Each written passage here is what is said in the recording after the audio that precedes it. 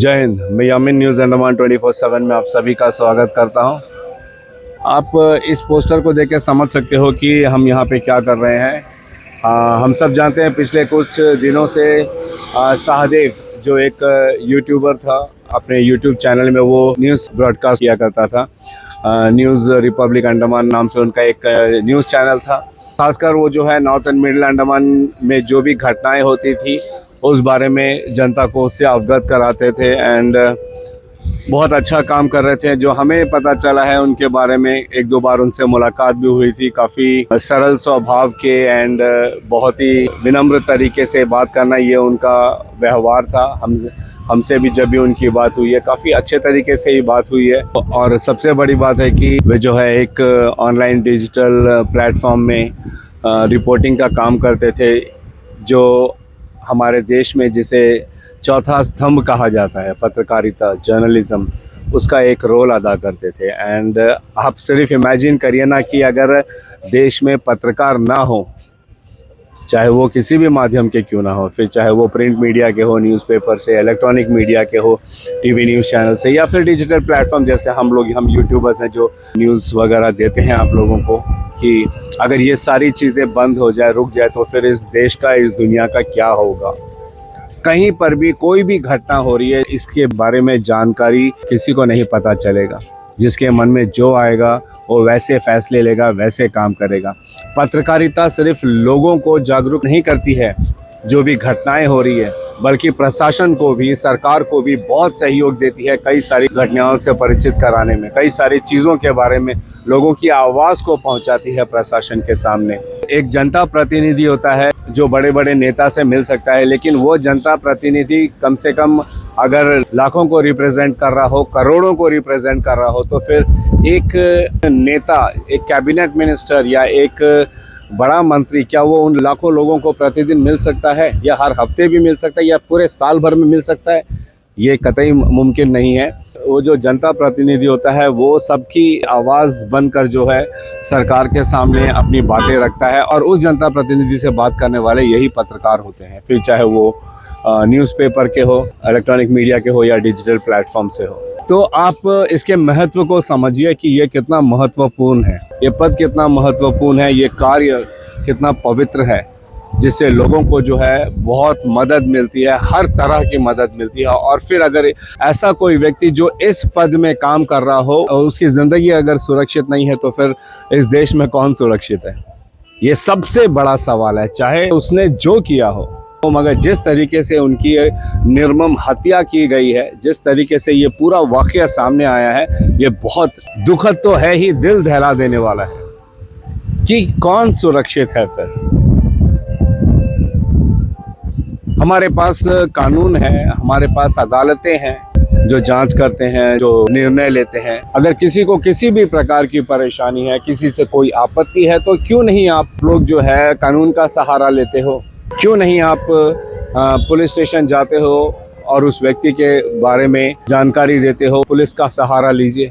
ये कैसा इंसाफ होता है कि उस व्यक्ति की हत्या ही कर दो? जो भी हुआ है, चाहे जिस वजह से भी हुआ है, बहुत सारे लोगों का अपना अपना वर्णन है कि हत्या किस वजह से हुआ है। जैसे पुलिस का एक एंगल है, वहाँ पर जो आम जनता है उनका कुछ एंगल है, कुछ अलग अलग और एंगल्स हैं। डेफिनेटली हम तो ये चाहेंगे ही कि इसकी जो है निष्पक्ष जांच होनी चाहिए, और जो भी हकीकत है, सच्चाई है, वो जल्द से जल्द सामने आना चाहिए। इसी को लेकर आज जितने भी हमारे शहर श्री विजयपुरम में जो ऐसे न्यूज़ चैनल्स चलाते हैं, फिर चाहे वो प्रिंट मीडिया से हो या डिजिटल प्लेटफॉर्म से हो, यूट्यूबर्स हो, हमने भी जो है एक छोटा सा निर्णय लिया कि हम सहदेव की आत्मा की शांति के लिए उन्हें श्रद्धांजलि अर्पित करेंगे। तो हमने भी जो है उनकी एक तस्वीर रखी यहाँ पे, एंड ऊपर वाले से यही विनती करते हैं कि उनकी आत्मा को शांति मिले, और सबसे बड़ी बात कि उनको जो है न्याय मिले, जो सच्चाई हो वो सामने ज़रूर आए।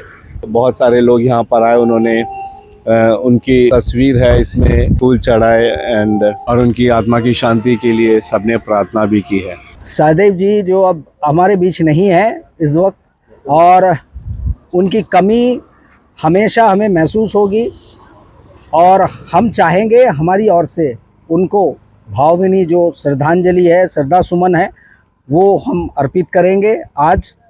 और सबसे पहले हम चाहेंगे कि हम उनकी आत्मा के शांति के लिए 2 मिनट का मौन धारण करेंगे।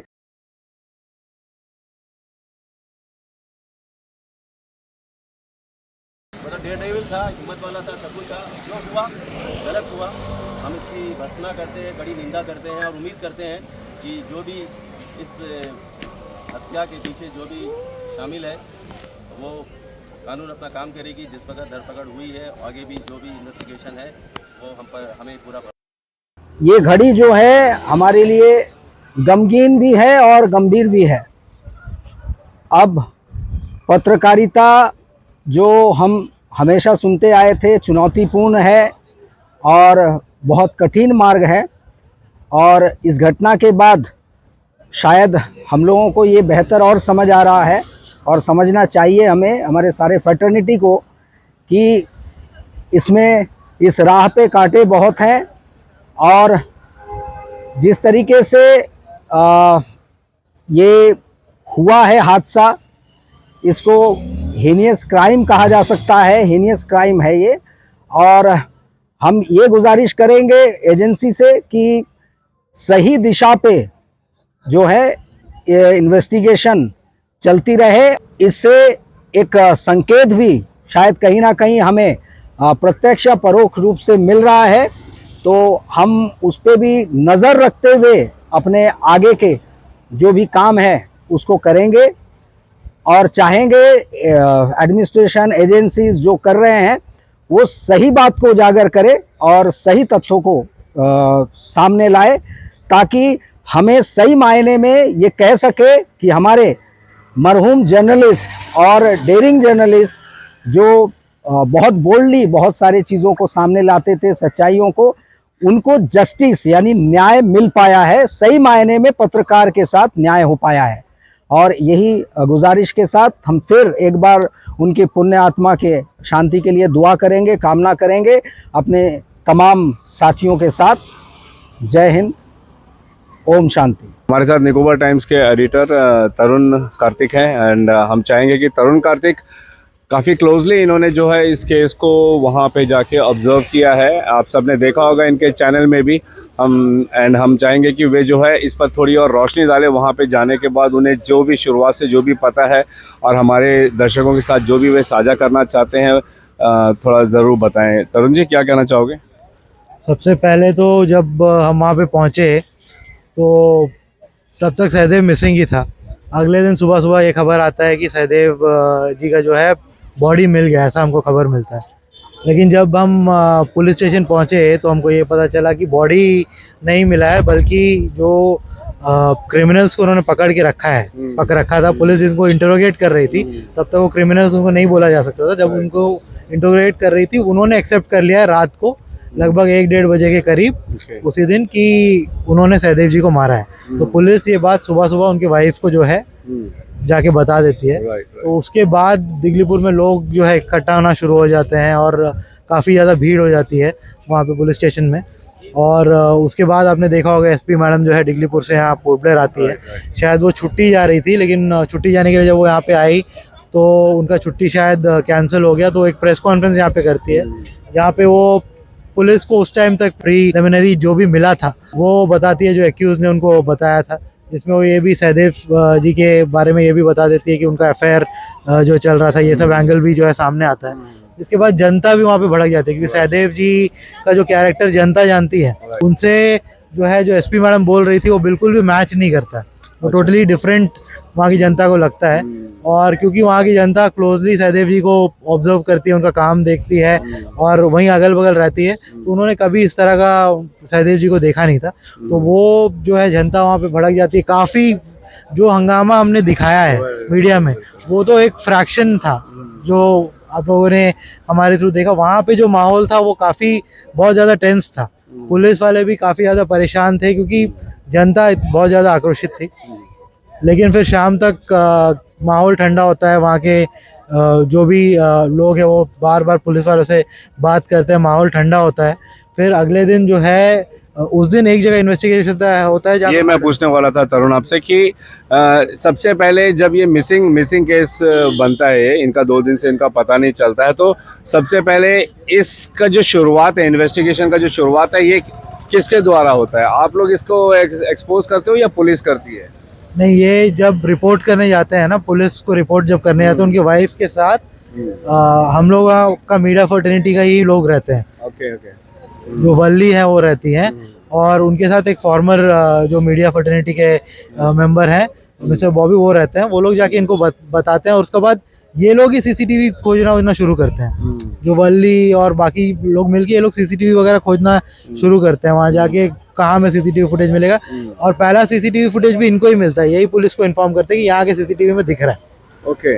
उसके बाद पुलिस भी आके देखती है, और उसके बाद जो दूसरा सीसीटीवी का जो फुटेज आया था उसका इन्फॉर्मेशन भी जो है इन्हीं को मिलता है। उसका इन्फॉर्मेशन इनको कैसे मिलता है? इनको न्यूज़ डालने के बाद वल्ली को एक फ़ोन आता है, जो वी न्यूज़ की है, उनको एक फ़ोन आता है। फ़ोन में बताया जाता है कि रात को इतने बजे मैंने इनको इधर देखा था, इस लोकेशन पे। तो वो लोकेशन में जाके उन्होंने जब चेक किया वहाँ सीसीटीवी कहाँ है, जब आइडेंटिफाई करके वो लोग शायद एक घर में पहुंचे, वहाँ का एक कोई प्रधान का घर है, वो सीसीटीवी में भी उनको ये दिखता है। वो सहदेव जी दिखते हैं। ठीक। वो शायद 8:03 के आसपास का फुटेज वगैरह कुछ था, जो जिस तरह वो लोग बता रहे थे, तो वहाँ भी इनको दिखता है। तो ये सब इन्फॉर्मेशन इन्होंने पुलिस को पास किया। पुलिस भी अपना काम साथ ही साथ पैरेलली सभी जगह ढूंढ रहा था। उनका बीट ऑफिसर लोग ढूंढ रहे थे, अपना वो लोग इंटेलिजेंस कलेक्ट कर रहे थे, सब कर रहे थे। तो ये तो देखिए कोऑर्डिनेटेड एफर्ट से ही होता है। तो पुलिस के पास भी रिसोर्सेज लिमिटेड है, सभी का तो सब मिल के ढूंढ रहे थे। फॉर्चुनेटली क्योंकि मीडिया में थे, इनको कॉल आ गया, इनको पता चल गया कि वहाँ पे स्पॉट करे गए, तो वहाँ सेकेंड वाला सीसीटीवी फुटेज मिल गया। तो उसके बेस, ये सब इनपुट के बेसिस में ही पुलिस जो है फिर टोटली ढूंढ पाती है कि ये एक्चुअल में इनको ट्रेस कर पाती है एनवाई के ऑफिस तक। Tarun ji, thank you so much. और हम आपके साहस की दाद देते हैं कि आप वहां तक गए और इतने मजबूती से आप जो मांग कर रहे थे कि इसके ऊपर में जो है निष्पक्ष जांच पड़ताल हो, ताकि जो भी सच्चाई है वो सामने आए। Thank you so much. Thank you mister Tarun, जिन्होंने अभी हमसे बात की और वहां पर जो कुछ भी हुआ उनके सामने उन्होंने चंद शब्दों में उस बारे में बताया। डेफिनेटली ये उम्मीद करते हैं कि हमारी प्रशासन जो है इस पर गंभीरता से, पूरी निष्पक्षता के साथ में जल्द से जल्द जो है जांच करे और जो भी मुजरिम है उसे सामने पेश करे। और हमारा जो सहयोगी है सहदेव डे, इतनी कम उम्र में जिनकी जो है जिस निर्मम तरीके से हत्या की गई है, उन्हें इंसाफ ज़रूर मिलना चाहिए। हमें उम्मीद भी है कि हमारी अंडमान निकोबार की जो पुलिस है, पुलिस प्रशासन है, अंडमान निकोबार की प्रशासन है, इसकी गंभीरता को ज़रूर समझेगी और उस पर कार्य भी कर रही होगी, और बहुत जल्द जो है इसकी पूरी रिपोर्ट भी हम सबके सामने आएगी। हम उसकी अपडेट आप लोगों को ज़रूर देंगे। साथ ही हम पूरे हृदय से हम खुदा से ये दुआ करते हैं कि कृपया करके उनके परिवारजन जो इस वक्त इस कठिनाई से गुजर रहे होंगे, कितनी पीड़ा उनके अंदर होगी, उनको इस मुश्किल की घड़ी में उनको हिम्मत दे ताकि वे इस दर्दनाक समय से उभर पाएं। हम पूरी न्यूज़ अंडमान 24/7 की टीम की तरफ से हम एक बार फिर स्वर्गीय सहदेव डे की आत्मा की शांति के लिए हम ऊपर वाले से प्रार्थना करते हैं। फिलहाल कैमरा पर्सन दीपिका सोनी के साथ में यामीन, न्यूज़ अंडमान 24/7। जय हिंद।